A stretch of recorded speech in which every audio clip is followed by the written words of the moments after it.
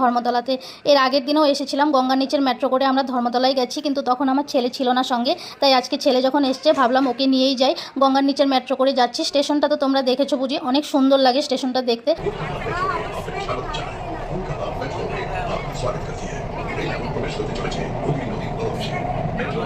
বেশিক্ষণ তো লাগে না, একটু সময়ের মধ্যেই পৌঁছে গেলাম দেখো এসপ্লেনেডে।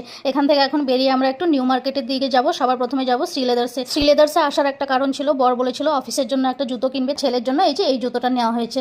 জুতোটা নিয়ে আমরা একটু বাইরে চলে এসেছি। প্রথমে এসে আইসক্রিম খেয়ে নিচ্ছি। 3 জনেই আইসক্রিম খেলাম, খেয়ে তারপর গেলাম নিউ মার্কেটের ভেতরে। ভেতর থেকে আমি একটা ব্যাগ নিয়েছি আর বরের জন্য জুতোও নিয়েছে। আমরা যা পেরেছি তাই দিয়েছি। উনি লিখেও দিয়েছে এখানে হেল্প মি মহাকাল। রাস্তাঘাটে এই জিনিসগুলো দেখলে কিন্তু খুব কষ্ট হয়, কিন্তু কিছু তো করার নেই।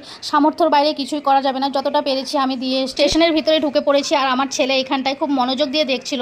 ট্রেন দেখতে খুব ভালোবাসে, ট্রেনের বিষয়ে অনেক কিছু জেনেও গেছে ভিডিও দেখতে দেখতে। আমরা একটু স্টেশনটা ঘুরে ঘুরে দেখলাম আমি আর আমার ছেলে।